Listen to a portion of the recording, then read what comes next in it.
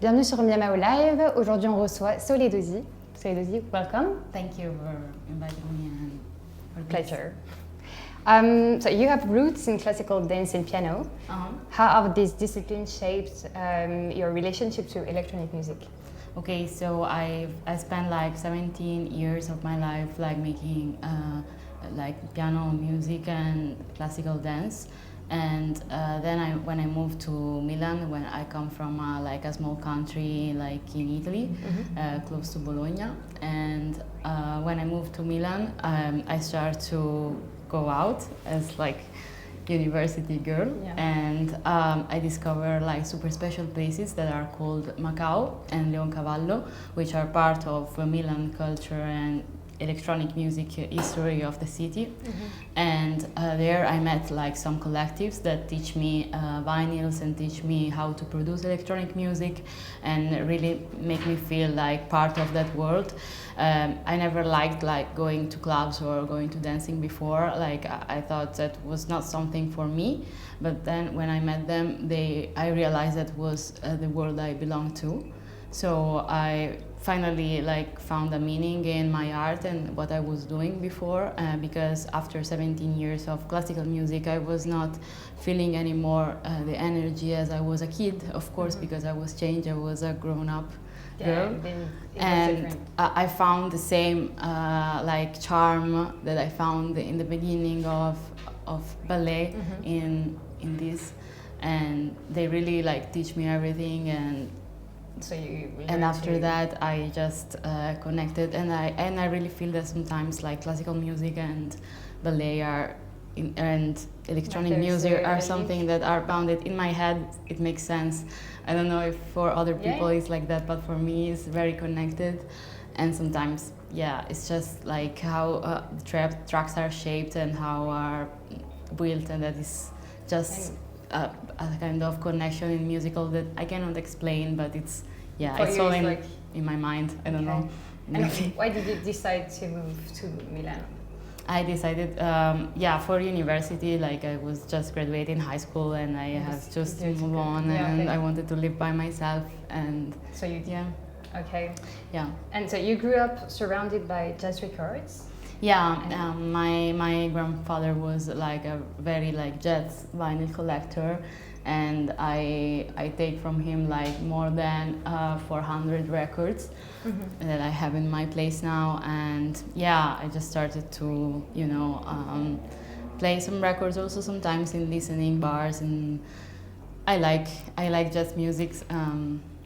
So you can the jazz records and your father influence you in your techno style now? Yeah, in the beginning I was like kind of trying to mix the two things, and I have like some friends that makes like very nice jazz techno, and that sometimes I make music with them and we try to mix the two things. But in my personal artistic view and my tracks, I cannot really say that I apply these. It's just more for fun for me. But when I have to do like my style and my music, I go more into another world. I go more in the deepness. I like to go more in a psychedelic world, and jazz is also this, but it's different for me. Like it's more like relaxing, chill, and like just not thinking about anything, and just put a record on and of my grandfather and remember him and remember when I was a child. So jazz and techno are very influenced, like it's very important for you, but it doesn't match every time. So it doesn't match every time. Like, and also I don't like sometimes also today when there are like some jazz too much in techno. I'm not really enjoying this all the time. I like when it's more like experimental, but I'm not really into that when I go clubbing. But I really love jazz records. Yeah. And so plants, mushrooms, underwater ecosystems are at the core of your world. How does nature translate concretely into your music? Okay, so basically 1 year ago I started to wanted to make music with plants and nature itself, and I bought some synthesizer that was made for like that could be nice for that kind of stuff. So I bought like Sonicware, ambient living, and other tools like that, and then I was making actually a machine with a friend of mine, and we had to make this machine that could interact with every living ecosystem. But all of a sudden, Playtronica actually wrote me, and they started to give me their products, and they were actually like MIDI that could make plants make music with my music also. So it was like kind of the destiny that I had to use them, because they wrote me like they didn't know anything of this of me, so they wrote me all of a sudden, and it was like, yeah, it meant to be. So I just started to build like my live set with Playtronica MIDI, all my sounds that I had in Ableton, and some synthesizers, and yeah, that's how I connected the two things. And you talk about radical softness. What does that mean to you in a techno world often associated with the hardness? Well, we associated with what? Softness. Yeah, I said that. Yeah. Okay.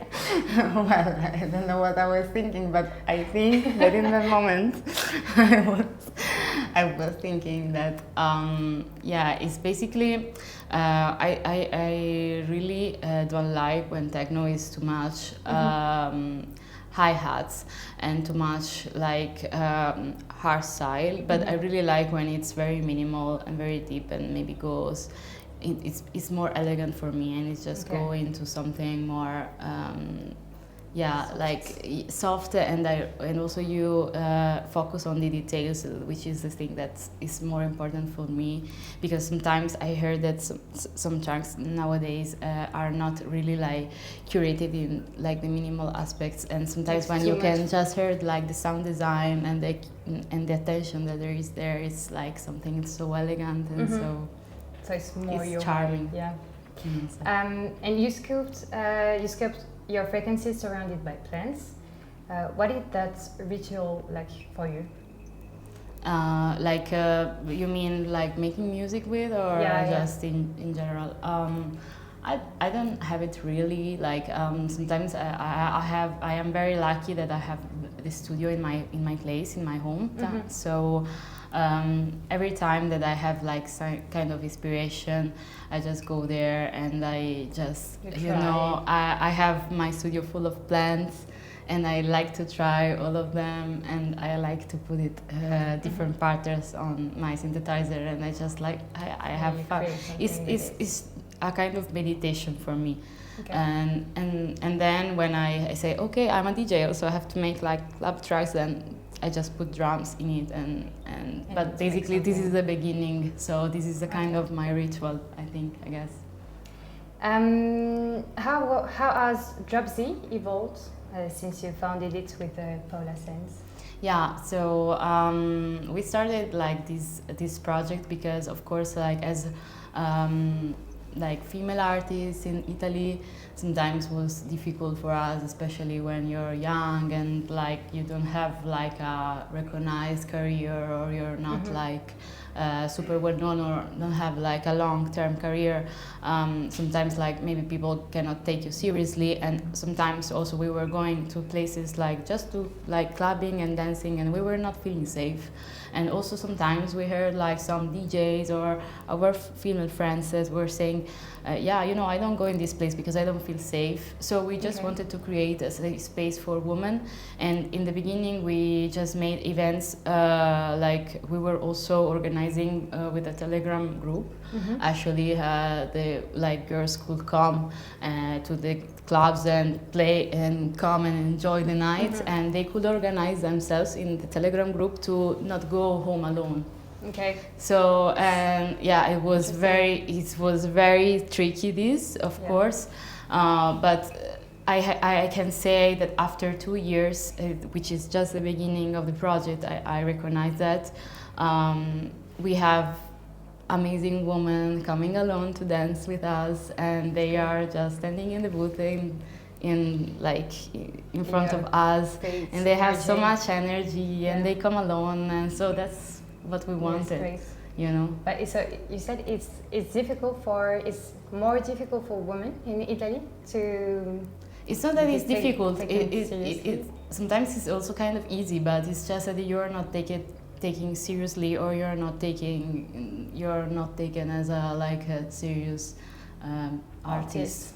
You know, Okay. like maybe you are just there because you're pretty, or maybe you're just there because somebody liked you, or it can be everything, you know, but of course but you not feel because like you're good Italy or is because you very- believe in your project and you give everything of yourself to it, you know, and that's the thing, that's the point. And also, of course, we wanted to give space more to women emerging artists in Milan that, of course, they are not don't play anywhere because most of the places the residents are just men, Okay, so they don't have space. now to it's also play. like that, to be honest. So everybody are just mostly men, so it's okay, but we just wanted to create a space where women can come and and also just enjoy the club scene. And it's not that we just women, we also book men, you know. But it can help. But men with a certain attitude, maybe, you know, with that attitude. Sure. So your tracks, My Friend Is On Air and The Abyss of Blooms, both reached the top of the Beatport charts. Did you see that coming? No. You didn't expect? Oh well, for Abyss Blooms actually many people came, and especially I attracted so many artists that were playing handpan, because I used handpan for making that track, and I love that instrument. It's so good for me, like when someone can play it for real.